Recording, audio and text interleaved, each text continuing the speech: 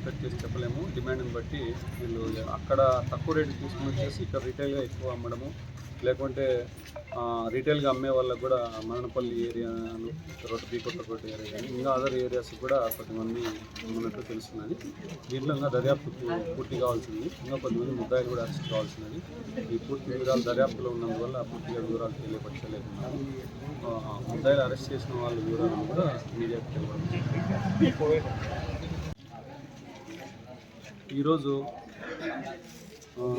PTM మండలంలోని రాపూరి వానలపల్లి సమీపంలో ఒక సన్రైడ్ అనే ఏరియాలో గాంజా ఎక్స్చేంజ్ జరుగుతుందనే ఒక సమాచారం రాబడి జరిగింది. ఇమీడియట్గా సమాచారం అందుకున్నటువంటి ఎస్ఐ గారు, సిబ్బంది, మిగతా పోలీస్ స్టేషన్ అలర్ట్ చేసి ఇమీడియట్గా సీన్కి తీసుకురావడం జరిగింది. అక్కడ మొత్తం 12 మంది ముద్దాయిలు.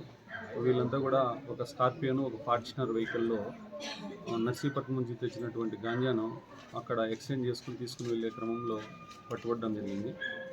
ఇందులో ముఖ్యంగా 6 మంది దొరికారు. అందులో నాగరాజు అనేసి కాయలవన్లపల్లి అతను, తర్వాత వచ్చేసి బాలాజీ అలియాస్ బాలు అనే అతను, వీళ్ళిద్దరు కూడా ముఖ్యమైన ముద్దాయిలు. మిగతా అందరూ కూడా రీటైలర్స్ గాను వాళ్ళ దగ్గర అసిస్టెంట్స్ గాను పనిచేస్తారు. వీళ్ళ పైన ఇంతకుముందు చంద్రా కాలనీలో ఇదే పని చేస్తూ ఉన్నారు. దాదాపు 2022 నుంచి 2023లో కూడా ఇలాంటి పనులు చేయడం జరిగింది. రీసెంట్గా ఈ నాగరాజ్ యాదవ్ ఒక 6 మంత్స్ ఇదే ఫార్చునర్లో కర్ణాటక నుంచి మద్యం చేస్తూ బీకొత్తకోట పోలీసులు అరెస్ట్ చేసి రిమాండ్ పెట్టడం జరిగింది. వెహికల్ కూడా ఒక 10-15 రోజుల క్రితం స్టేషన్ నుంచి రిలీజ్ అయింది. ఇతని పైన కర్ణాటకలోని బెంగళూరు సిటీలో ఆర్టీ నగర్లో కూడా చాలా గంజాయి కేసులు ఉన్నాయి.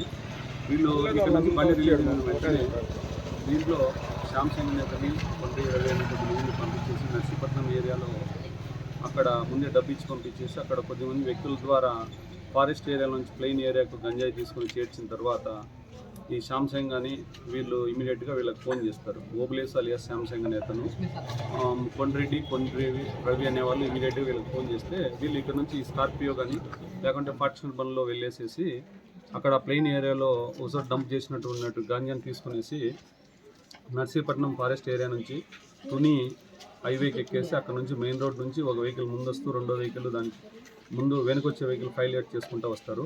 అదే క్రమంలో వాళ్ళు తుని తర్వాత విజయవాడకు వచ్చేసి విజయవాడ నుంచి మెయిన్ రోడ్ నుంచి వచ్చేసి నాయుడుపేట నుంచి రైట్ టర్న్ తీసుకునేసి తిరుపతి పీలేరు మీద ఇట్లా చిన్నమండం ఏరియాలో వచ్చేసి ఎక్కడన్నా ఫారెస్ట్ ఏరియాలో దీన్ని డంప్ చేసుకొని ఎక్కువ హ్యూజ్ క్వాంటిటీ తీసుకుని వస్తారు. దీన్ని డంప్ చేసుకుని తర్వాత ఇక్కడ లోకల్లో రీటైలర్స్గా అమ్మే వాళ్ళకు సప్లై చేస్తూ ఉంటారు.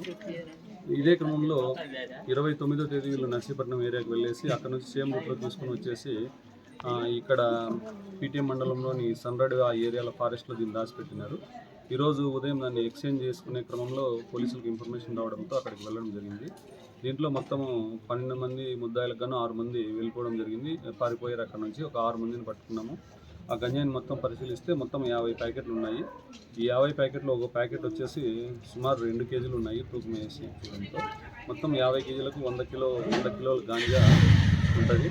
తర్వాత ఆ ఫార్చునర్ బండి, తర్వాత స్కార్పియో బండిని కూడా సీజ్ చేయడం జరిగింది. మొత్తం 6 మంది ముద్దాయిలను అరెస్ట్ చేసి రిమాండ్